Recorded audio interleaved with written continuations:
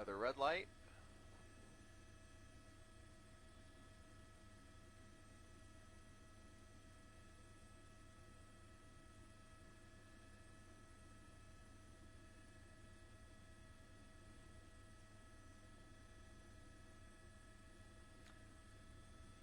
Welcome back. If you're joining us on Facebook Live or on abc7.com, Chris Christie up in Air 7 HD, where we are back over this Friday night pursuit, compliments of the California Highway Patrol. This was a stolen Toyota Tundra that was picked up by LA County Sheriff's Department. A LoJack hit in South LA led the Sheriff's Office to this vehicle near Inglewood. They eventually took it onto the 405 where the pursuit began near LAX. Eventually CHP taking over the pursuit as it approached the 10 freeway, traveled all the way through mid-city into downtown LA, jumped on the 5 freeway ultimately, and now made his way all the way back down here to Long Beach. We saw it as it tracked it as it made its way down the 5 freeway, over to the 605, onto the 22, and now we're looking at PCH. This is actually the northbound side of Pacific Coast Highway, which technically runs east and west. So we're actually traveling westbound right now through the heart of Long Beach, and you can see he's got very little traffic to contend with, but he's running all these red lights that you see here at a pretty good clip here, about 50 to 60 miles per hour. As California Highway Patrol continues the pursuit.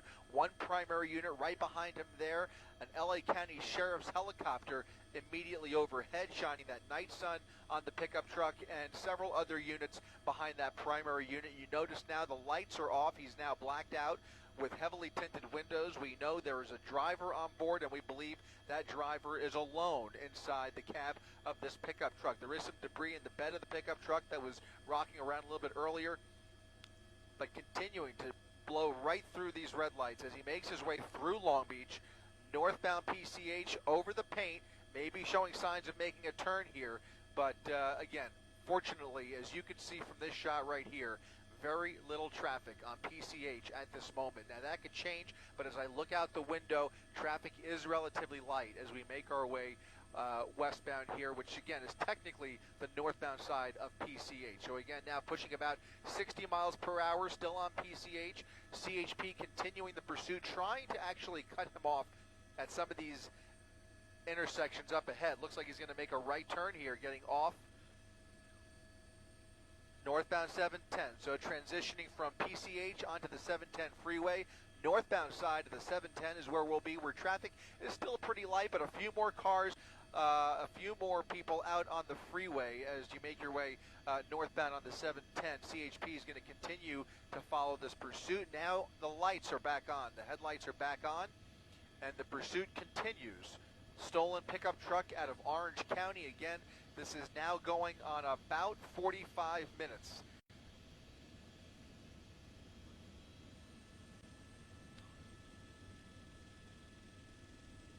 Was it a hit? They did. I missed it. I did miss that. So apparently I'm being told that there was actually some bottles thrown in the direction of that pickup truck.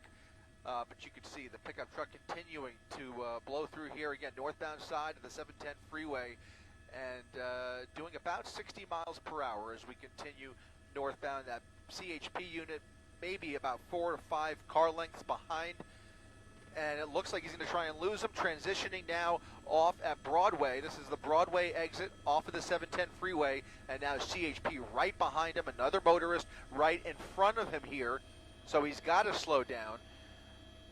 Riding that left shoulder on the transition ramp. This is a little bit scary, but again, he seems to be in full control of the vehicle, just desperate to get away from law enforcement as CHP continues to stay very close behind him here, not giving him much room to play with, even with those other motorists on that transition ramp. You can see he's now on West 6th Street here in Long Beach as we make our way past Magnolia Avenue. So now continuing on surface streets after jumping back on the freeway for a short time.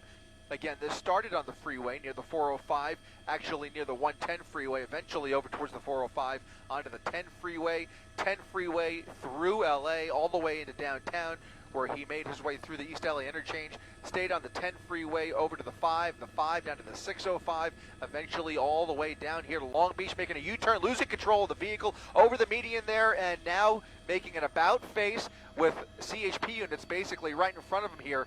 Almost lost control. A pretty good fishtail there as he tried to U-turn very, very quickly there, but maintaining control of the vehicle ultimately as we make our way now southbound on Pacific Avenue. So a little more congested down here, some narrower streets, and he's now zigzagging his way through Long Beach, and CHP again doing an excellent job of staying right behind him. But as he starts to drive more erratically here, that is going to threaten the safety of everybody that you see here in downtown Long Beach. And we are in downtown Long Beach, in the heart of downtown Long Beach, where there's much more traffic now and much less room to play with. So I would expect they may ease up on him here a little bit, try not to antagonize him, but you can see they are staying right behind him. CHP about 5 car lengths behind him, but he's just blowing through these intersections and trying to lose them. He's not going to lose them, but you can see he's trying.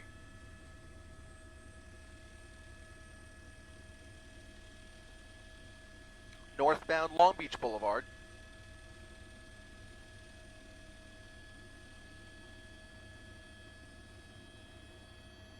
Doing a little bit of a circle here in Long Beach. Continuing northbound Long Beach Boulevard, CHP right behind him, several units behind that primary unit. LA County Sheriff helicopters still overhead.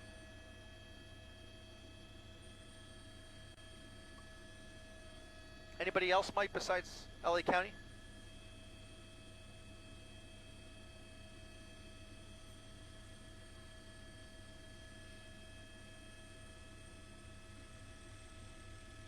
Sounds like we've also got a CHP helicopter joining the pursuit, northbound side of Long Beach Boulevard. Heading away from downtown Long Beach, coming up on Long Beach Polytech High School.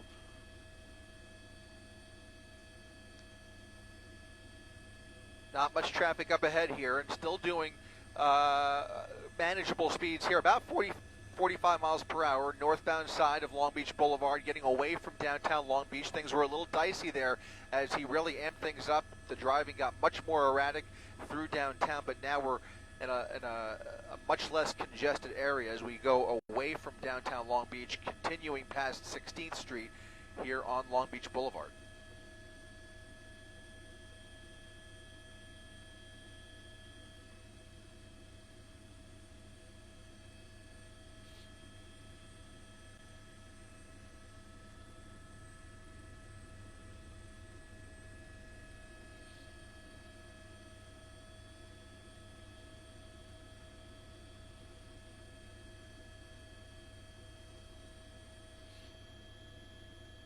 Thank you, sir.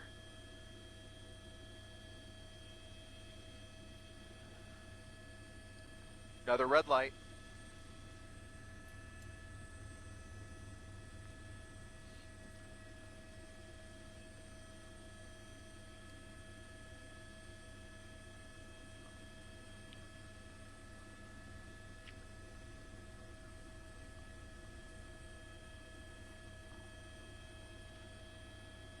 Some cross traffic here.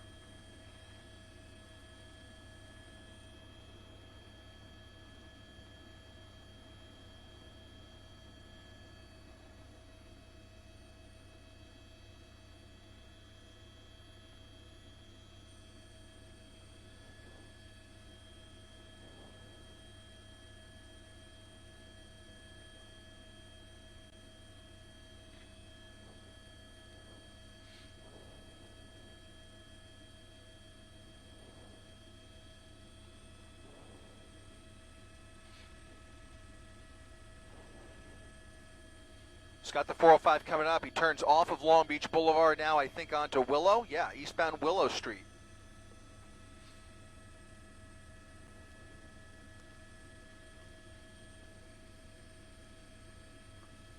Ironically, if he continues eastbound on Willow Street, he'll once again come up on the 405 with an opportunity to take the 405 north or south, keep in mind this is a stolen truck that originated out of Orange County, so if he intends to go back into Orange County, he'll take the 405 southbound in about a minute or two. Now we're in Signal Hill as he continues eastbound on Willow Street. Again, just one driver in the cab of that pickup truck, CHP right behind him, and ultimately we'll see if this ends up back on the freeway.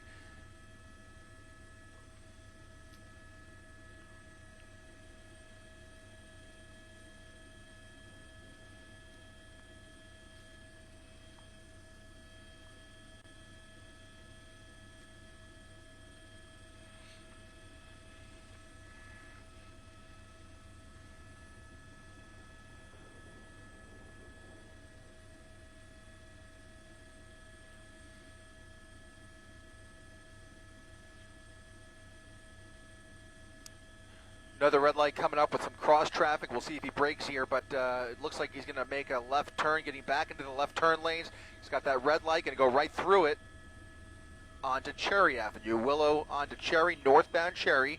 And again, at Cherry, if he takes it north here in just a block or two, once again, he'll come up on the 405 freeway. Thank you very much.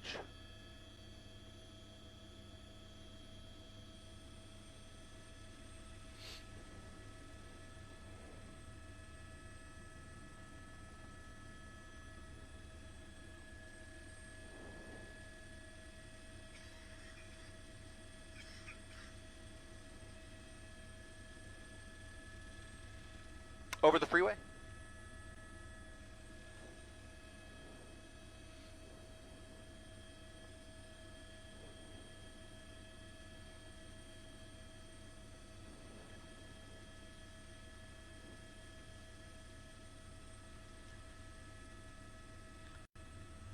Michelle, the driver of the stolen pickup truck, desperate to get away from the California Highway Patrol. You can see CHP right behind him here as we now skirt the perimeter of Long Beach Airport. We're northbound on Cherry Avenue, just north of the 405. This is a stolen Toyota Tundra, I believe a 2015 model, originating out of Orange County. Looks like he almost hit a car there, swerving around that cross traffic and now continuing northbound on Cherry Avenue. Again, LA County Sheriff's Office picked up a LoJack signal coming from this pickup truck at about 10 o'clock this evening, shortly before 10 o'clock in South LA near the 105 and the 110, eventually tracking down the vehicle near Manchester where they picked up the pursuit on the 405. Made his way past the LAX, northbound on the 405. They transitioned it over to CHP. CHP has been pursuing this driver ever since, Michelle. Took it all the way up to the 10 freeway, through LA, West LA, all the way into downtown LA, staying through the East LA interchange on the 10 freeway, ultimately onto the 5 down to Long Beach, eventually onto the 605, and now they've gone ahead and authorized a pit maneuver. So that's going to be an option here as he makes his way back through Long Beach. We're actually now moving away from downtown Long Beach, but just a few minutes ago, things got a little bit dicey as he zigzagged through downtown Long Beach where there was a little more traffic, a few more pedestrians, and things got a little bit dangerous. He definitely showed some signs of erratic driving despite the manageable maneuvers that you're seeing right here and relatively moderate speeds. He was doing about 80 on the freeway, now doing about 80 on surface streets, and that's a terrible sign. Earlier, he almost came into contact with several vehicles, has been driving intermittently with blacked out lights. You can see he just turned his lights off once again. A heavily tinted Toyota Tundra with some debris in the bed of the pickup truck, and as far as we can tell, Michelle, only the driver of the pickup truck in that driver's seat at this point. You can see northbound continuing on Cherry Avenue with some erratic maneuvers, now driving blacked out, which is really going to make things much more dangerous. At one point, he made an erratic U-turn, almost fishtailed out of control, almost collided with another CHP vehicle, managed to negotiate that situation, but has been blowing through most of these intersections, including all of the red lights. So some dangerous driving despite the manageable speeds. But we'll see how long he takes this here. Again, this is stolen out of Orange County. I thought maybe he would get onto the 405 southbound back into Orange County, but we're continuing now northbound through Long Beach here on Cherry Avenue. Michelle? Yeah, and the CHP following closely behind, so they may be trying to do that pit maneuver, as you said, Chris, but it's just, right now, it's just too fast, isn't it? Yeah, at these speeds, the pit maneuver actually is not an option. He's actually doing way too fast, going way too fast for a safe pit maneuver, especially with some of the other cars that are on this narrow roadway. And now he slows down, and you see this might be an opportunity, but not with all of those other cars around. So if he could stay in that 25, 35, even 40-mile-per-hour range, that may be an opportunity for CHP here. But you can see went through that intersection right back up to 60 miles per hour on these surface streets with no lights. That is very dangerous. Now, if they can get some units up ahead, which at times they've been fortunate enough to do, they've been able to cut him off at some of these intersections. Not enough time to get a spike strip set up, but enough time to prevent some of the cross traffic from making it through the intersections. And nonetheless, though, right now, going way too fast for that pit maneuver, as you mentioned. And this pursuit started about 10:20. As Chris mentioned, it started in the Inglewood area when sheriff's deputies picked up a LoJack signal indicating that this was a stolen pickup truck. They got a report that it was stolen out of Orange County, and that pursuit began on the 405 freeway. It then got on to the 10, the 5, the 605, the 22, and then eventually into Long Beach. And this individual has been spending a sizable amount of time in the Long Beach area, which could be an indication that the driver is looking for a place to bail. And now we are seeing 2 units following closely behind, and we're going to see what happens at this intersection. Okay, he continues to go through it, he or she. We've seen lately a number of female drivers in pursuit, so getting don't on want to the say 90. he. Okay, we're getting on the 90. I mean. Okay. 91. Yep, going to be, I think, the eastbound 91 freeway as he gets off of Cherry, and that's going to be a good thing. In fact, I would imagine he'll probably turn his lights back on. Earlier, he did not show, he did not seem very willing to drive on the freeway with his lights blacked out. In fact, you can see just how dark it is down there, but sure looks like he's keeping his lights off. There is a night sun overhead. That's compliments of the California Highway Patrol helicopter, which is also involved in this pursuit. We're now making our way eastbound on the 91 freeway, where he's basically got the freeway to himself, with the exception of a few cars, which you see in this shot right here. Traffic is very, very light. As I look up ahead here out the window from Air 7 HD, traffic is very light in this direction, and he's got lots of room to play with, and that's going to give California Highway Patrol lots of room for them to play with. If they decide to end this and use any kind of force, they will have a fair amount of space to do that. In the meantime, he's all over the roadway here, weaving through traffic, now hugging the right lane. Earlier was resorting to the shoulder when he was on the freeway. Anytime he encountered traffic, just weaving right through these vehicles and even onto the shoulder at times. Right now, again, hugging that number 1 lane as we travel eastbound on the 91 freeway, coming up on Bellflower, another area where we've seen him traverse before. We're going to come up on the 605 here, another freeway that he was on earlier, and we'll see if he decides to take the 605. He can take the 605 south towards Orange County, eventually hitting the 405 into Orange County near Seal Beach, or he can go northbound on the 605, or he could very well just take the 91 past the 605 and continue back towards the 5 freeway where he came from originally. Just a wait-and-see game at this point. Again, the 605 just a couple blocks up ahead of him here. Okay, we will see what happens. It's a large cab on this Toyota Tundra, but the report you're getting, Chris, is that there's just one person on board? Yeah, we were able to get in front of him and see right through the windshield a little bit earlier, and we could only see the driver. Now, I can't promise you that there's nobody in the back seat, but that passenger seat does appear to be empty. And as we make our way through the 605 here, you notice that he's really picked up a fair amount of speed. According to our real-time speed tracker, doing about 105 miles per hour. That's about the fastest we've seen him go. Now down to about 100. You can see there as he continues, and it looks like he may get off here. Going to take the 605, I believe the 605 southbound. He's getting off at off of the 91 freeway. So slowing down to get off here, it looks like, but these are very extreme speeds, especially in a top-heavy vehicle such as this Toyota Tundra. That's, again, about the fastest we've seen him go.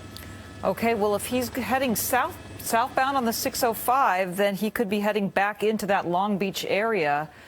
We shall see what happens here. Is that your impression that he's going southbound now, Chris? It looks like he is going to, yeah, it looks like he's actually is that going to be the northbound? It looks like he ended up on the northbound transition, so he may actually take the 605 north. Thought he was going to go south. Looks like he's going to end up northbound on the 605 off of the 91 freeway. Again, a very narrow ramp here with some cars up ahead of him on this ramp, and CHP continuing to follow pretty closely behind him. One primary unit that's been staying really close throughout this pursuit, and a couple of others that are kind of tailing that primary unit. So you can see still blacked out. No lights. His lights, headlights, and taillights are all off. CHP following overhead, and it looks like even that primary unit has backed off quite a bit as he does over 100 miles per hour northbound on the, looks like he actually got back onto the 91. Ended up back on the 91, but just going in the opposite direction now. Okay. So he ended up getting off of the 91 and then back onto the 91 transition to go westbound. So, we're back on the 91 westbound, which is where he came from, and I can count 3 CHP units about 100 yards behind him. So does it seem like they're a little farther back now, Chris? Maybe in not tracking mode, but giving him a little more space.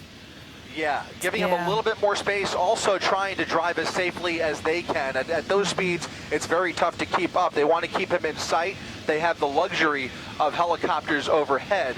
But at those speeds, it's very, very dicey, and especially with the other cars that you see surrounding him here. And he's now showing a willingness to weave through all of these cars without anybody's safety in mind. And so now he's all over the roadway here. Very scary, especially at these speeds. 90 to 100 miles per hour in a pickup truck, and a large pickup truck such as this is a lot different than a sports car.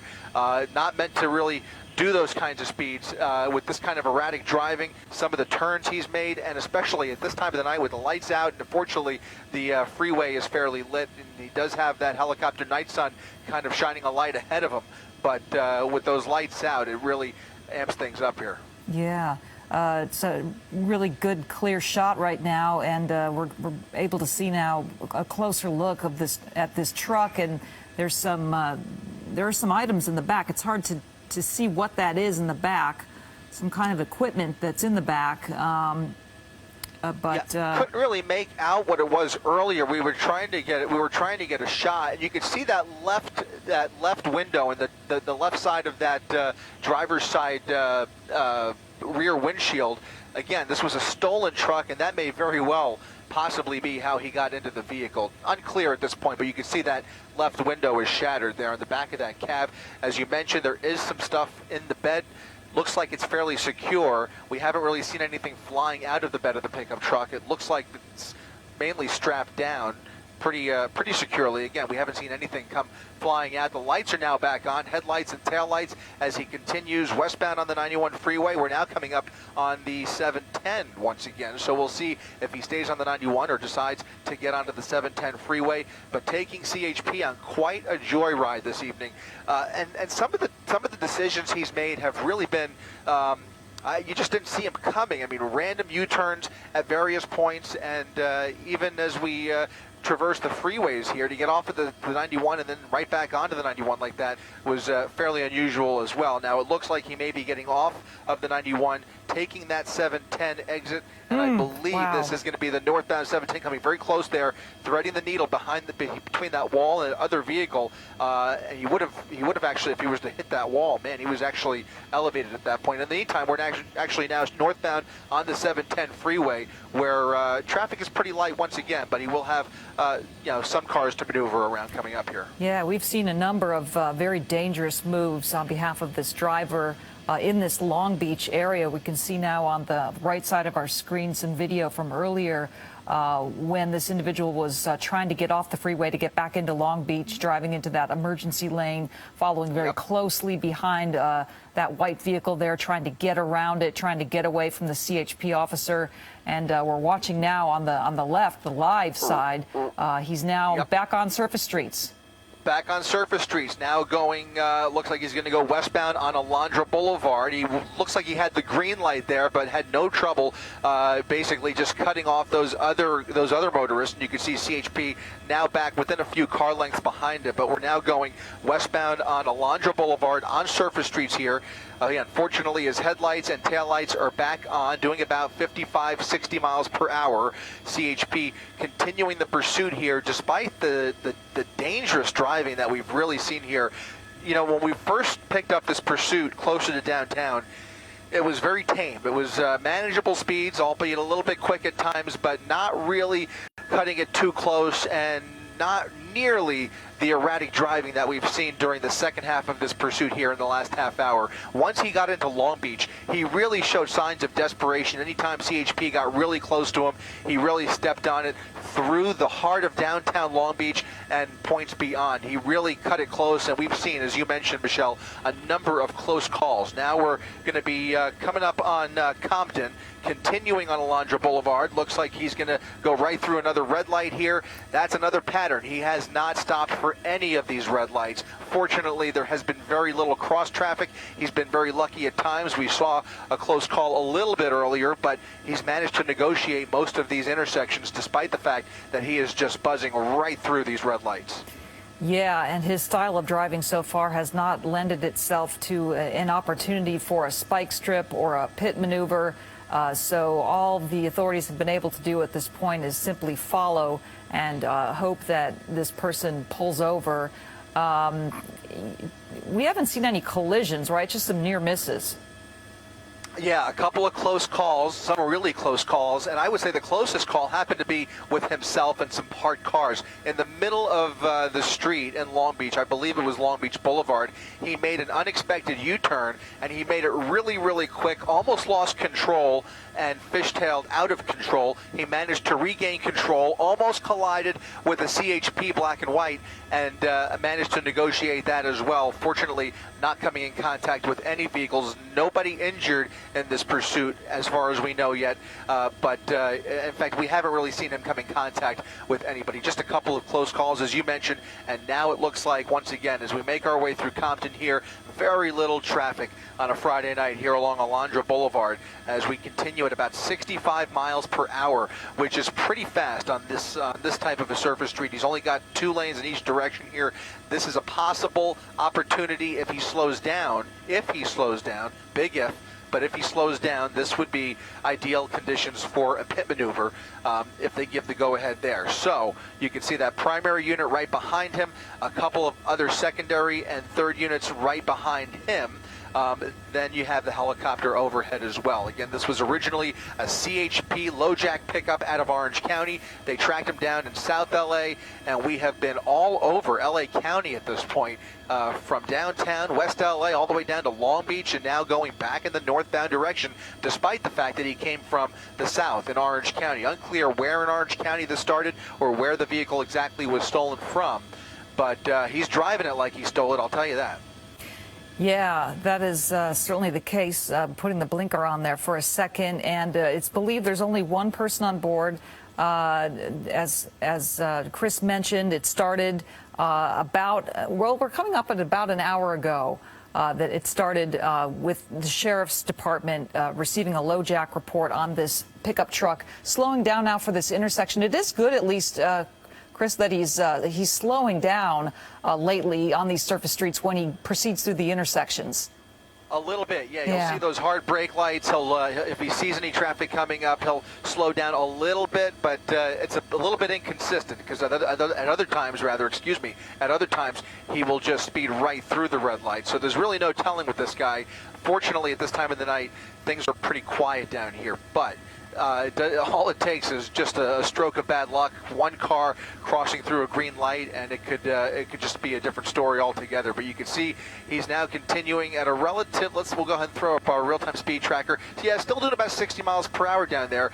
Sometimes it almost looks like he's going a little slower, but thank goodness we can actually pinpoint his speed from Air 7 up here, and you can see he's continuing right about 60 miles per hour westbound on Alondra Boulevard through the city of Compton.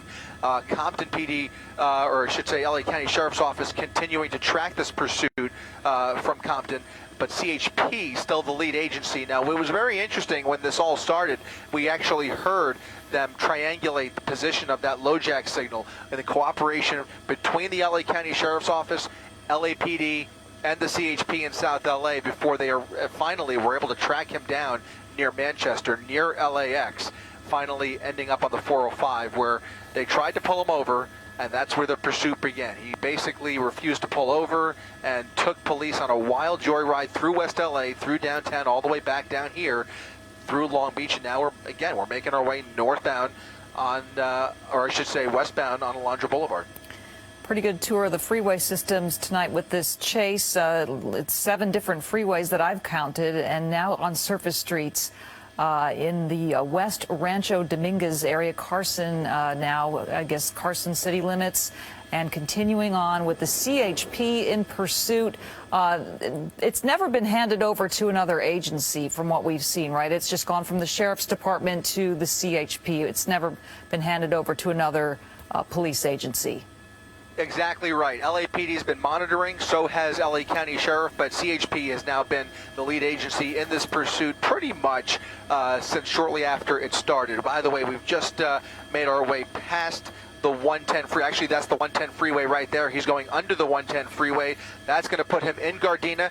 This is right around the area where they picked up that LoJack signal. Interestingly enough, this is almost exactly where they picked up that LoJack signal, and that would lead me to believe that he may have an idea of where he's going now that he's made his way back into this neighborhood, continuing on surface streets. Despite the fact that the vehicle was stolen out of Orange County, this is almost exactly where that LA County Sheriff's helicopter picked up that LoJack signal and started to get the troops lined up from LAPD, CHP, the Sheriff's Office before they finally, oh, look at that, took that turn pretty quick there, fishtailing a little bit, and now crisscrossing the streets of Gardena. And again, I have a feeling he may be familiar with this area. That's just a hunch on my part, Michelle, but I find it highly coincidental that we are now exactly where this all started just about an hour and 10 minutes ago.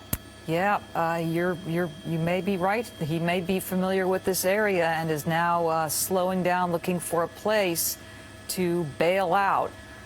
We shall see as we continue now on South Vermont Avenue, and very quiet streets here in Gardena, thankfully. Southbound Vermont, yep, right through another red light. You can see that CHP unit behind them. We'll go ahead and widen out a little bit more, and you can see the other units behind them. I believe I've counted a total of three CHP units, but they are also, again, as you mentioned, they are tracking this up ahead of them. LAPD, Gardena PD, and the LA County Sheriff's Office, all familiar with the location of this pursuit as it travels through various jurisdictions.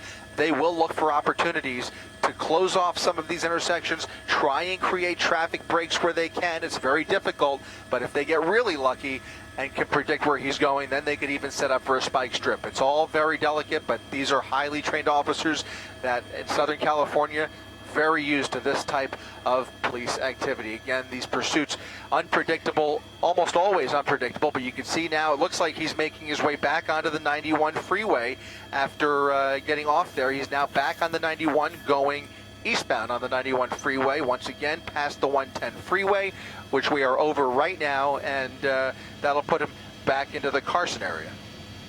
That's right. So we could see him perhaps jumping up back on the 710 again. We saw that earlier, and then taking the 710 down into Long Beach. He went into Long Beach on 2 occasions. So perhaps we'll see that again, and maybe not. What strikes me, Michelle, is all of these random U-turns. It leads me to believe that he doesn't really have a clear plan, no clear destination in mind. It may just be a matter of running out the gas tank, as we see often as well. I can't imagine that he has any other intention here, because he just keeps making these really unpredictable, really random, seemingly random U-turns. It's a little bit unusual, but certainly not unheard of. I mean, when they don't have a clear destination in mind, they kind of tend to make it up as they go along. In fact, I can tell you, as I look up ahead here, there are a couple of other CHP units entering the freeway. So they may be looking for opportunities to create a traffic break at some of the exits and entrance ramps up ahead here to try and protect other traffic from entering the freeway. Looks like he's getting back in that right lane, weaving around this car here. Unclear if he's going to get off the freeway again here, but I can tell you he's got now units behind him and also units in front of him as well. Okay, and continuing now in the 91 East in the Compton area and transitioning Gonna ride now. That shoulder again. Yep, back on the shoulder. And what do you see ahead there, Chris? What's he trying to do? Yeah, very interesting. He's trying to negotiate the little traffic that there is up here, and there's not much of it. And the little of it that there is, you can see he just either tries to weave through it or hug the shoulder. At times, really playing it, taking chances with those guardrails. But again, hugging that shoulder once again. A couple of units, actually a total of 3 units behind him, and fortunately, I would say fortunately in this case, we also see units ahead of him. So there will be units ahead of him if he decides to stop the vehicle or if he runs out of gas. There are units ahead of him and units behind him. So from my seat here, up here in Air 7 HD, there's a total of 5 units. I see 2 in front of him, 3 behind him. All of them giving him some space here, and this is the exact situation where you would expect to see them give him plenty of space. On a Friday night with such little traffic here on a freeway such as the 91 freeway, you want to kind of just let him calm down a little bit, maybe slow down, hopefully. I mean, you can see he's pushing about 100 miles per hour. You don't want to antagonize him any more than he's already antagonized and desperate to get away. It's much more preferable to see him just slow down on his own accord. There you see those other units that I was telling you about pulled over to the side there, but you'd much rather see him just slow down and eventually run out of fuel. Yeah. I wonder if those units might have been set up for perhaps throwing out a spike strip, or maybe not, maybe just protecting motorists, but they're obviously... It's a pretty good bet. I have a feeling if they had the opportunity there, that's probably what they were shooting for. You know, just a couple of weeks ago, we had a pursuit on the freeway here. It was also, I think it was 1 or 2 Friday night. It might have been last week. You start to lose track after a while. It was last Friday. It was a very lengthy one. That was the one. Yeah. It was last Friday, and they had the ingenious idea of setting up a spike strip on an exit ramp on one of the exit transitions. It was a single lane ramp. He basically had nowhere to go, no way to avoid the spike strip, and was forced to slow down because he was on an exit ramp, on a transition ramp, I should say, and that was a perfect spike strip, and that was what ultimately ended the pursuit. So, you know, that's a great tactic. You know, every pursuit is different. That was an opportunity where they saw an opportunity, they took advantage. In this situation, no idea where this guy's going to end up, but certainly there are CHP units, all of them equipped with spike strips. If they have the opportunity, they'll do that. Looks like he might be getting off the freeway here again, coming up on, I think this one's going to be Paramount, and it looks like he's getting off of the freeway. Once again, back on surface streets, CHP continuing to exit with him. But again, yeah, all of these units equipped with spike strips, and all of them pit certified. So we'll see what he decides to do. Looks like he's going through it. No, going to get back on the freeway again. So he looked like he was going to get off there, just kind of went through the intersection, and now getting back on to the 91 freeway. Yeah. Well, as we continue to follow this, maybe we can re-rack some of that video from earlier that showed some of the really extreme maneuvers this person was taking to try to get away from the CHP. Here we're seeing earlier as he got off the 710, desperately trying to get away from that CHP unit, going into the emergency lane and then coming up really closely on this white vehicle. And then shortly thereafter, we're going to see him going over a median at one point, trying to get away, making an extreme U-turn. Here we're seeing, again, this is videotape on the right side, going around these cars trying to get away, and then getting off in Long Beach here. Again, this is tape from earlier in Long Beach. And then here you see him going over that median, skidding out, trying to get away, doing that U-turn, and the CHP right there by that pickup truck side, but unable to do a pit or any kind of spike strip. It was just too crazy at that moment.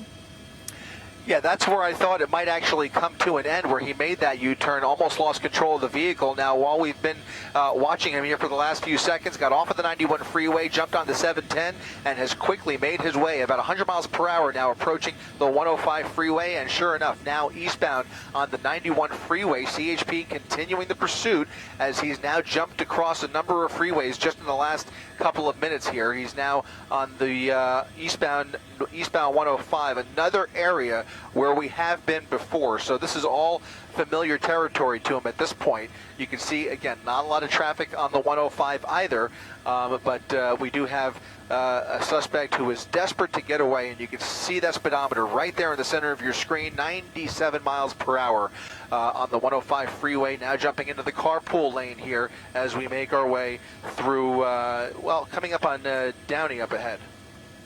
Okay, and we're well over an hour now that this chase has been going on, starting in the Inglewood area with sheriff's deputies picking up a LoJack signal on this stolen pickup truck, reported stolen out of Orange County. And it started kind of near the LAX area on the 405, and it's been looping around ever since on freeways and surface streets, and continues now in the Downey area on the 105 freeway heading east. And at very high speeds, the sky map technology showing speeds just under 100 miles an hour, which is really fast for a pickup truck. Now down into the 80s. Yeah, no, you're right. Really, really fast, especially for this type of a vehicle. And, you know, fortunately, for the most part, he's been able to maintain control, with a few exceptions where it looked like he was starting to fishtail a little bit. For the most part, he's been able to maintain control of the vehicle, once again showing signs of exiting here off at Bellflower. And I can't stress this enough. This is yet another area where he was earlier this evening on Bellflower Boulevard. So again, all of this familiar territory as he makes his way now off of the 105, exiting off of Bellflower Boulevard, southbound on Bellflower now, where CHP is continuing to follow from behind and from above. You can see that night sun overhead at times, and you notice once again in the last couple of minutes he's turned his lights off, on, off, and then on again. Now they're off again as we're on surface streets. It's really a terrifying sight when you see him coming up, especially on some of these intersections and stop signs with no lights, no headlights, no brake lights, and the speeds he's doing, 70 miles per hour through Bellflower Boulevard, is a recipe for disaster. God forbid there's anybody trying to cross the street here. You can see CHP doing their best to keep up with him. An erratic turn here, making a left turn onto Rosecrans Avenue off of Bellflower Boulevard, taking it very quickly over the paint, all over the roadway, as he now rides that median onto Rosecrans Avenue. Man, this driving is getting a little more dangerous just in the last few seconds here as he's gotten off the freeway to continue doing freeway speeds on Rosecrans Avenue is a frightening sight to see, especially with a very heavy-duty vehicle such as this 2015 Toyota Tundra. Yeah, it sure is. This has really gotten dangerous just in the last few minutes. Now, as we say that, slowing down here on Woodruff Avenue, and all right. Looks like the lights are off again, Chris. Yeah, lights back off again, definitely slowing down, pulling into a residential area, and this may be where he decides to dump the vehicle. We'll see here. The helicopter's overhead. I don't see units right behind him. When we get a chance, we will try and see if they followed him into this neighborhood here, but they're not going to lose him. He's now, there you see, yep, 3 units now right behind him in this very residential neighborhood. You can see we're at Lindale Street and Cornuta Avenue, and it looks like he's getting ready to pull over, or maybe even pull into a dead end here. We'll see. Number of parked cars, no other traffic on this residential street that I can see. Looks like he's lighting up a cigarette and just slowing down, maybe preparing to give it up here, or possibly running out of gas. We'll see here, but it does look like he is finally coming to a very slow crawl, maybe ready to give it up. Yeah, maybe the final But we'll smoke. see here. Now it's, yep, exactly right. Exactly right. Wow, it's a very narrow street. This is Potter Street at Cornuta Avenue in the city of Bellflower. And this driver going very slowly now, just Sure creeping enough, along. It does look like a dead end. It does look like it's going to be a dead end here that he's found himself in. Whether this was random or whether he is familiar with this street, I can't tell you. But it does look like he's put himself in a little bit of a corner here with CHP right behind him. There's really no way for him to get out. You know, you don't get the sense that he's ready to dump the vehicle and run. You do see officers on foot now with their guns drawn, now taking this all the way to the end of the cul-de-sac, and we'll see. This is very, very interesting. As he comes up on the end of this block, they obviously could tell that he's got nowhere to go, and he doesn't even seem to be showing a willingness to run or hide. So this could turn into a standoff situation unless he decides to comply here. The good news is this pursuit, this dangerous pursuit, this dangerous high-speed pursuit appears to be coming to an end here in Bellflower. Yeah, I've never seen that before, where the officers get out of the car while the cars are still rolling. That was very interesting to see, because clearly they knew that he had nowhere else to go. It's a dead-end street, so he had to eventually come to a stop here, and a very narrow street at that. So we now have, how many units behind, Chris?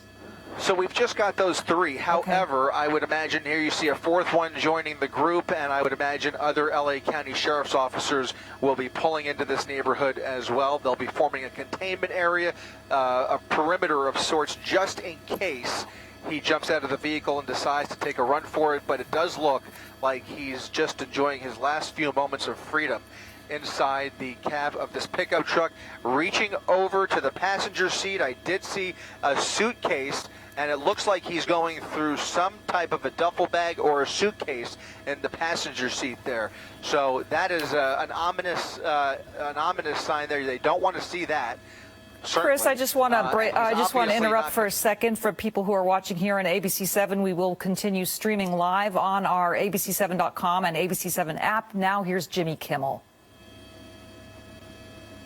And we continue now live on our digital platforms, continuing to follow the end of a pursuit here in the city of Bellflower. Chris Christie is in Air 7 with excellent coverage for us.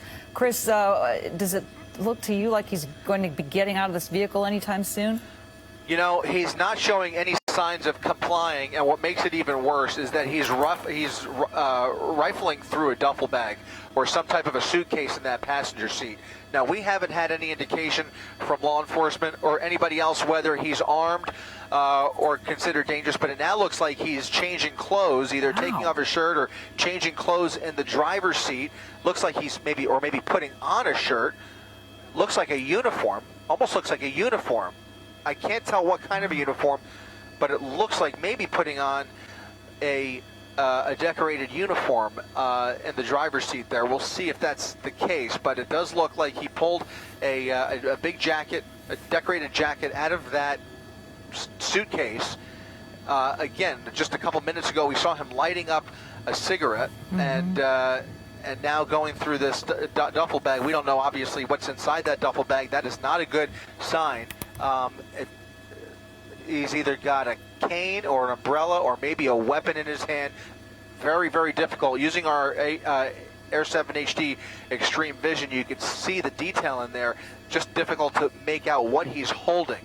It does look like he pulled something out, though, either a cane or maybe even a weapon, Michelle. Wow, this is scary, because he's not complying with their demands to get out of that vehicle, and rummaging around and changing into some other clothing. This is very strange, and but you can bet that the authorities overhead in the helicopters are keeping an eye on what he's doing, right? I mean, they can see what you're seeing right now. Yeah, they can. They have similar technology, and in some cases, they even have infrared technology to kind of peer through there and see what else is taking place, and also whether there's anybody else in the back. However, I don't think that there is. I have a feeling he's alone in there, just based on our observations. But it does appear that he's got a pretty large bag in the passenger seat, and is now look at this. You even see uniformed officers now backing away a little bit, still with their guns drawn. More units making their way into the neighborhood. Again, not much room to run here. He's in a cul-de-sac in a dead end at Eastbrook Avenue and Potter Street is where we are here in Bellflower. CHP, all of those units that you see here are California Highway Patrol units. They were the units that have been with him traveling through the streets of Long Beach and throughout the South Bay for the better part of the last half hour. Again, as I mentioned, there are more units on the way in here. Now the lights are back on randomly, and that's another thing that's been kind of unusual, just to see him with the lights on, off again, and now it looks like he's playing with the steering wheel. Maybe almost putting it into gear there. Yeah, I can see that. Maybe not ready to give up yet. Now, he doesn't really have anywhere to go, but if he's really desperate, he could, put it in reverse, and that would be a terrible situation. So we'll just kind of wait and see and watch here. But you start to wonder, at this point in the pursuit, what his frame of mind is. You start to question his judgment and wonder what's going through his head. It's impossible to read minds, but you have to wonder, at least, what he's thinking or what his mental capacity is, whether he's under the influence. Certainly a possibility. Certainly seemed to be in control of the vehicle for much of the pursuit, but the erratic driving got pretty dangerous at times, very high speeds, upwards of 105, 110 miles per hour at times on the freeway. And boy, oh boy, what a wild pursuit this was. But to come to an end like this, it's turning into one of those standoff situations that's just so unpredictable. Yeah, and very alarming if you live in this neighborhood. How much distance is between that pickup truck and that whatever is in front of him? Yeah, we'll go ahead and widen out a little bit. He's got a couple of cul-de-sacs. So it's not a dead, he's actually next to a dead end, but he's got units in front of him. By the way, I can't tell whether he could see those units. So why he decided to come to a stop there makes you wonder whether he just ran out of gas, or whether he's aware that he's boxed in here. There's really not much room for him to move. If he puts it back into gear, I guess he could try and blow through the roadblock, but that would be very dicey as well. But they do have the street cordoned off. It is a very, very residential neighborhood. He's next to a dead end with a cul-de-sac, but there is an outlet. But however, that outlet is now, both outlets are now blocked completely by law enforcement, both the LA County Sheriff's Department and CHP out here as well. Well, we can only hope he's just enjoying his last few moments of freedom and will surrender peacefully and is not, plotting something, knowing that he's got a duffel bag in there and was rummaging through it. And you said you saw something that could have been a cane or possibly even a weapon. That's concerning, to say the least. And we haven't seen the window roll down or any indication that he's intending to give up anytime soon. Yeah, it's interesting. He has had the driver's side window up the whole time. I think the passenger window might actually be down. As he came to a stop, you mentioned, Michelle, we saw all sorts of activity in the driver's seat, reaching into the duffel bag or suitcase, pulling out some items, changing clothes, putting on another jacket, I think, and also with something in his hand now. Unclear what it is, whether it's a weapon or a cane or an umbrella or something like that. But now it seems that he's seems to be just kind of sitting there and riding this out, enjoying, as you mentioned, his final moments of freedom. Oftentimes we see them, come to the end and try and make a run for it, but this guy doesn't seem to show that intention. He just kind of has decided that this is how it's going to end. Yeah. At least we thought so until he started to play with the gear there, but the vehicle hasn't moved now in quite some time, I would say, in about the last 7 or 8, maybe 10 minutes. Yeah. Well, you talked about, maybe he ran out of gas. That could very well be if he tried to put it into gear, and then, it's just the vehicle's not doing anything because maybe he's just out of gas. Yep, exactly. Some officers now taking up position around some of the neighboring homes here. You wonder, and this is just speculation on my part, whether there might be an attempt to maybe go door to door, at least with the houses in the immediate vicinity here, and maybe try and evacuate some of these homes. You know, he's right in the middle of a residential community here, and if there's any kind of crossfire, or at least tell people to stay inside their homes, they may be making that announcement on their PA systems. But at the very least, you can see there now, the officers I'm talking about are now out of their vehicles, taking up position not only behind him, but around him. And there's also LA County Sheriff's deputies in front of him that I'm not sure he's able to see.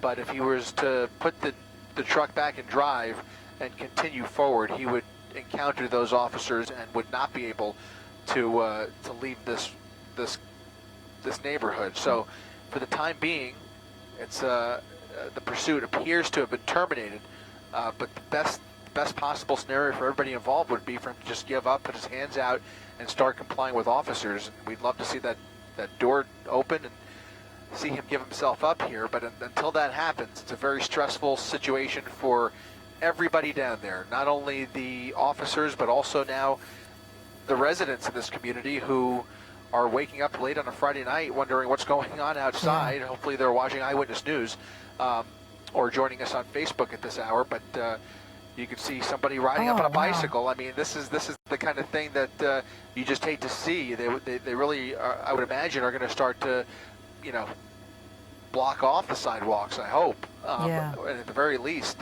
maybe start knocking on some of these doors. Yeah, this is not what you want to see out your front window right now, that's for sure. It's really a frightening situation that's taking place here with this driver in this police pursuit refusing to get out of the vehicle after it's come to a stop here in Bellflower. If you've tuned in late, just to bring you up to date, this started about 10:20-ish this evening in the Inglewood area when sheriff's deputies picked up a LoJack signal on this Toyota Tundra pickup truck. It was reported stolen out of Orange County. The pursuit went down the 405. It went on so many freeways, almost too many to count. The 10, the 5, the 605, the 22, the 91, the 710. I'm sure I'm probably missing one there. And ended up on surface streets in Long Beach and in Compton and Carson and here now in Bellflower. And maybe while we continue to watch this, we can cue up some of the videotape that shows how it came to a stop in this particular neighborhood. It was going quite erratically and quickly on surface streets. We were talking about it, Chris, how fast he was going. And then as soon as we were talking about that, he slowed down and about a minute later seemingly ran out of gas, though it's unclear if he decided to just slow the vehicle down and eventually come to a stop. Maybe he just got tired of being on the run, but it did kind of appear to look like he ran out of gas. It certainly did. And, you know, when you list off all those freeways and you think about the amount of real estate that we've covered this evening all across LA County through the South Bay, and to think that we ended up right back where it all started. And this is pretty much, you know, the general vicinity, or at least not far. I mean, we're a little bit of a ways from South LA, but still not far. And to think that it's ended up like this, you know, this is a grand theft auto suspect that we're dealing with.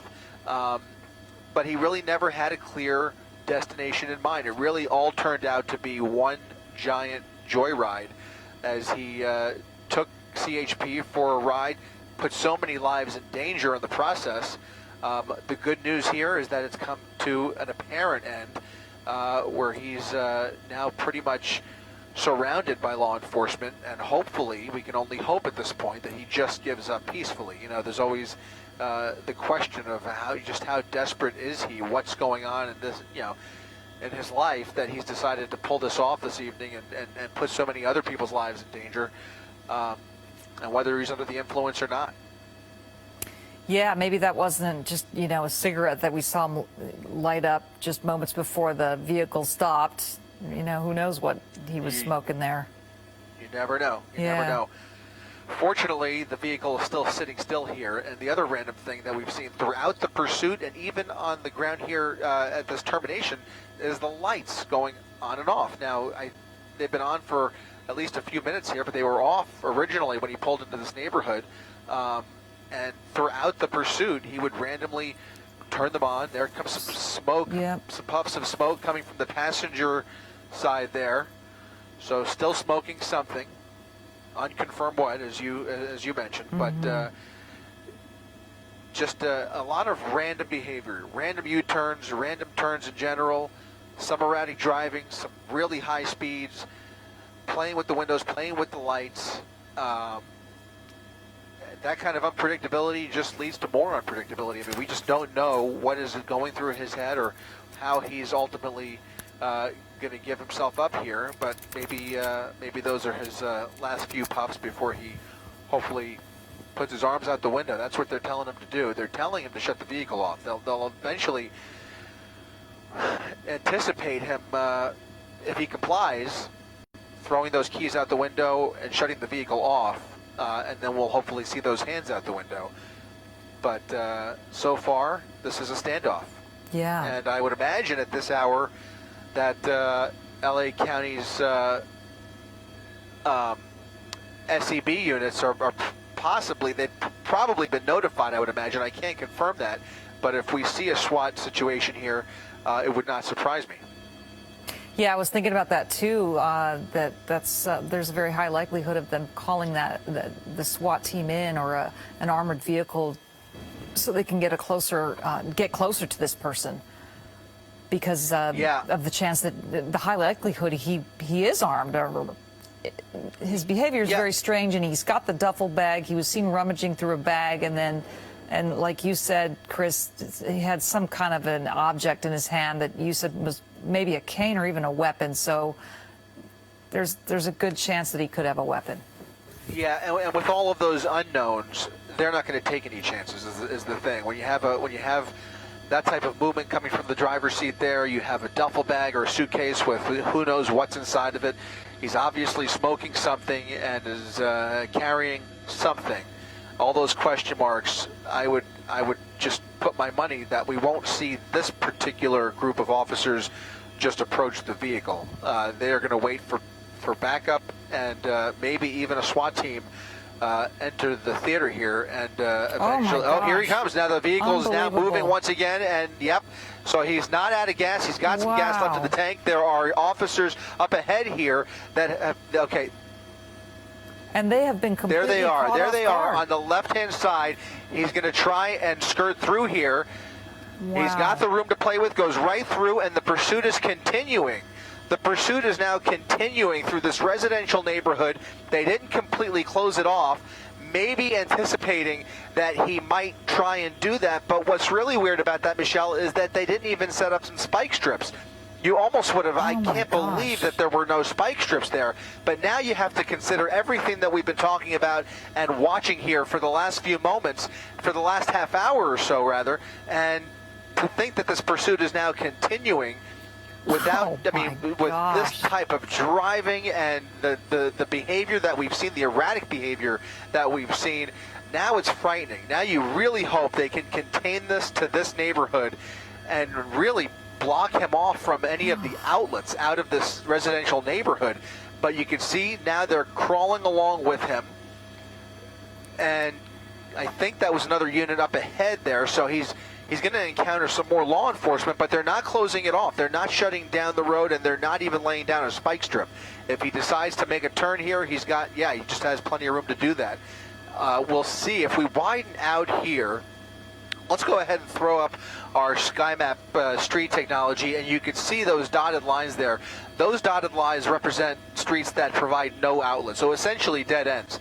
If he continues through Cable Avenue there, he'll come up on, what was that major there, Rob, over to the left? That's going to be Rosecrans Avenue. So he could actually end up right back on Rosecrans Avenue. There are some law enforcement vehicles on Rosecrans, but it's not shut down. They're not in a position where they've boxed him in, and that's shocking to me. I would have expected that they would have had a plan for this by now. They have spike strips in their vehicles, but it's anybody's guess. It's anybody's guess. And right now he's come to a stop once again, just shy of Rosecrans Avenue. If he takes it back onto Rosecrans, we know he's got gas left in the tank. He could continue this pursuit very easily. So we see some movement coming from the driver's side there. You can see he's put on some kind of a jacket. He's got a baseball cap on now. And I believe Mike Hillian, our captain here this evening in Air 7, That is the Sheriff's Department that's now taken over for CHP. So we have CHP there on the ground, but LA County Sheriff helicopter now orbiting the scene overhead and shining a light on this as well. So the helicopters are still in action here. They've just done a handoff between CHP's helicopter and LA County Sheriff's helicopter. But still, nonetheless, there are helicopters overhead, law enforcement right behind him. There are units in front of him. But that doesn't mean he can't just drive away. He certainly appears that if he wants to continue this pursuit, he can. Even saw the windshield wiper there for a second. So, again, those are the type of things I'm talking about, Michelle. I mean, such random behavior with the lights and the windshield wipers now stopping, starting again, and to think that they have not blocked him in here. Is frightening, because this pursuit is, I think it's safe to say, Michelle, this pursuit could very well be far from over. Yeah, well, like you said, there's Rosecrans in front of him. There's a major thoroughfare not too far away. There's still, we can tell, obviously, there's still gas in the vehicle. That we thought maybe he had run out of gas, but then he started going again. And I mean, unless he's having some kind of problems with the vehicle, but it just seems to be he's just acting really strangely and doesn't have a plan. Or maybe he does have a plan, he just hasn't carried it out yet. Look at this, he's honking the horn. He's literally punching the horn, and he's got his hands all over the steering wheel. Looks like he's reaching for something once again, trying to start the car. He might be having a hard time starting the car. He might be struggling to get the car going again, but those lights are still on. That doesn't necessarily mean the car is on. So if he has run out of gas, that again could be a possibility. But we thought that before, and he kept on going. So it's tough to say at this point. He could just be thinking about things again, reflecting on the situation he's in here. Hopefully he's contemplating giving up here, but I have to reiterate that this pursuit is not over yet. I mean, there's an opportunity here for him to get back on Rosecrans and continue. As I look out the window, there are lots of law enforcement that have made their way throughout this neighborhood. Here you see officers approaching from the driver's side, keeping their distance. This is very unusual. Now here comes a spike strip. Spike strip. That's incredible. Michelle, they got that close to him. I've never seen this. This is a first for me. They've approached the vehicle. They've tossed out a spike strip that now is in good position to knock out at least the left rear tire. Where that spike strip was about 5 minutes ago, I don't know. But now you can see if he continues to move, and they are anticipating that. That's the reason for the spike strip. They could take out that left rear tire, and that will pose a problem for the vehicle. But very risky to approach the vehicle like that, to get as close as they did, not knowing, how he could have reacted in that situation. Fortunately, he's remained stopped here. But at least they've got the spike strip in place. We could say that. Yeah, K9 units are now in the area as well. Okay. His options are very narrowed now with the spike strip under his vehicle. And we'll see I wonder if he even noticed it. That's a good question. With his behavior, he might not have noticed. Yeah, without being familiar, who knows what his frame of mind is, or if he was even paying attention. They did a pretty stealthy job of kind of sneaking around there in the darkness behind that tree limb there. Yeah. And just kind of tossed out that spike strip. And then they retreated. So now those officers that tossed the spike strip out are actually back behind those CHP vehicles near the top right-hand corner of your screen. Again, there are additional officers in front of him, but he's not blocked in. He's only about 100 feet away from Rosecrans Boulevard, and or Rosecrans Avenue, I should say. And if he continues, you could see that's the opening right there. He could easily take this back onto Rosecrans and continue the pursuit if he has any gas left in the tank. Well, I don't know if this is a good time to split screen and show some of the video from earlier. Maybe it's not. I guess we can kind of play it by ear, but we do have some. Here it is. When he got back into the city of Bellflower, got off the freeway, And this is when he starts to slow down, and we thought that he was running out of gas and that this was just coming to an end. We thought this might have been like a cul-de-sac or a dead end, and that this would be coming to a conclusion. But it didn't. Just be, yeah, I mean, it might just be that he had, some fumes left to move a couple hundred feet, and maybe the truck is finally done. I mean, that's a possibility. It's a possibility. It's also kind of what you hope at this point. You want to see this come to an end. You don't want to see that vehicle moving again. Yeah. Nobody does. But we're now sitting still here for another few minutes. We've seen that spike strip tossed out. And now another wait-and-see game as additional backup makes its way into the area. We've got helicopters overhead here, K9 units now making their way into the neighborhood as well. Something of a containment area, although not exactly a firm perimeter, but a containment area of sorts within several blocks of what we're looking at here. Within this picture, we're just looking at one little section of this residential neighborhood, but this entire area within a half-mile from here is now lined with officers, both from CHP as well as the LA County Sheriff's Department. Wow. Yeah, we can see that dead end sign like your SkyMap technology pointed out there, Chris. Okay, so here now we're seeing from just moments ago where the officers snuck up on the side of that vehicle and then flung out that spike strip. Let's watch that. There it goes. And that was a very brave maneuver on behalf of those officers, because it's unclear if this person is armed or not. He very well may be armed. We saw him rummaging through a bag, and Chris reported seeing something that looked like a cane or perhaps a weapon. So that is definitely a possibility. And even a little bit more movement now coming from that driver's side window, just based on what we could see here. He is moving around in the driver's seat. Unclear what he's doing, if he's reaching back into that duffel bag again or what. But obviously very agitated, especially a couple of minutes ago, the way he was punching the steering wheel and honking the horn. I think just more signs of clearly unstable behavior. Yeah. And it may be in part frustration that perhaps the vehicle is disabled or has run out of gas, and he's just, frustrated because he can't go anywhere now. Well, Yeah, certainly he can't do much at all now with the spike strip under two of the tires, if he goes over it. I mean, I hope at some point we just see that driver's side door open with his hands in the air, because at this point any other alternative is not going to be pretty. It's just such a giant risk for all of these law enforcement officers involved, not to mention the residents who live on either side of the street. I mean, there's just so many factors here to consider, and without knowing what he's capable of, we already know that he's willing to put other people's lives in danger just based on the driving that we saw earlier, the extremely high speeds, the erratic driving, especially in downtown Long Beach on a Friday night with so many other cars and pedestrians in the area.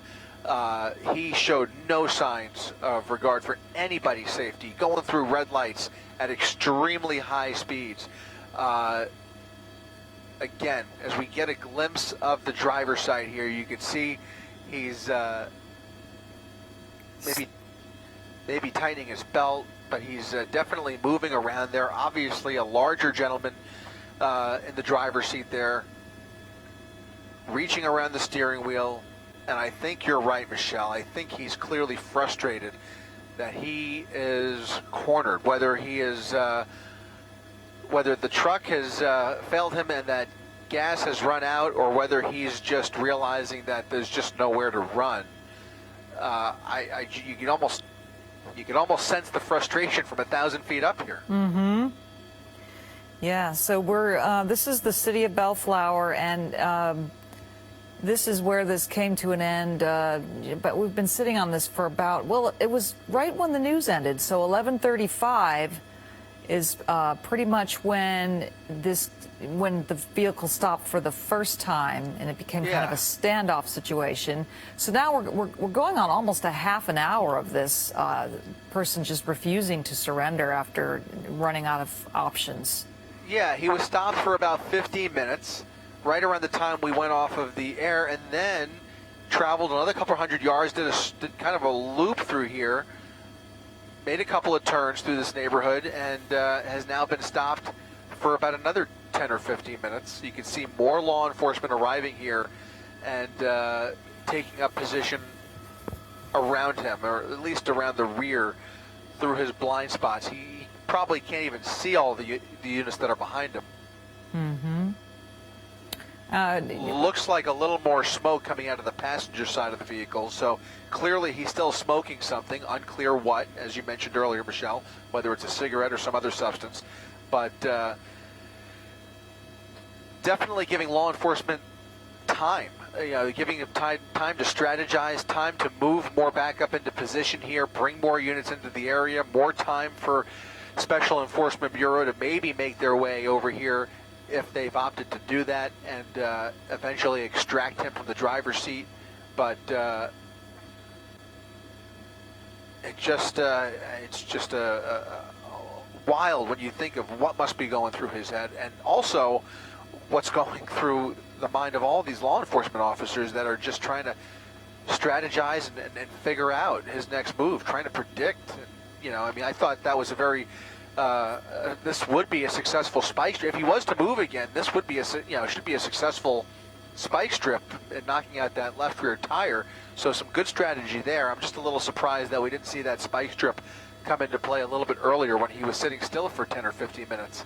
I would have expected that there would have been more spike strips set up so that if he continued moving, he would basically flatten all of his tires. Okay, so looks like there's shots being fired now in his direction. Now, what is being fired? Probably a beanbag or some other less than lethal. Yeah, you can see right there, officers firing in his direction.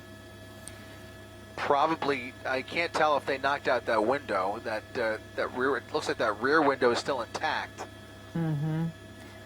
For the majority of the pursuit, that driver's side window was up the whole time. It's obviously very heavily tinted, but for the better part of the last half hour now, okay, now here comes, all right, so here it is. The driver's side door opens, and maybe he's decided to give it up. This would be the best case scenario for all involved. I think we see some hands out. Looks like they've had him shut off the vehicle. The lights are off, and he's now stepping out of the vehicle. Looks like this is going to come to a peaceful end here after a wild hour-and-a-half pursuit, maybe even a little bit more. Here comes the canine units. They are going to approach him very delicately, hopefully, and then have him eventually back up in their direction. But you can see he's now out of the vehicle, on his own 2 feet, taking off that outer layer that he put on about 20 minutes ago. He did put on that sweatshirt, and it looks like they're having him either remove it or at least lift it up so that there's no indication of any weapons being hidden either on his belt or on his person. But you can see he's now stepping over the spike strip and stepping in their direction. This all appears fairly nominal. It looks like he is complying with their orders, and it looks like this is going to come to a peaceful end here as he kind of limps backwards in their direction, stumbling, maybe drunk, maybe not, but clearly not altogether with it. Now he's proned out on Cable Avenue with his arms out, feet together, assuming the position, and I think we'll see officers approach him here in the next few seconds. Yeah. Well, thank goodness this is coming to an end. So we'll see officers in a short time approach him and take him into custody, and then what they'll do is they'll check the vehicle, make sure there's no one else inside, and take him into custody. Looks like they've given the code 4 for the vehicle clearance, so there's nobody else inside that pickup truck. That's good news.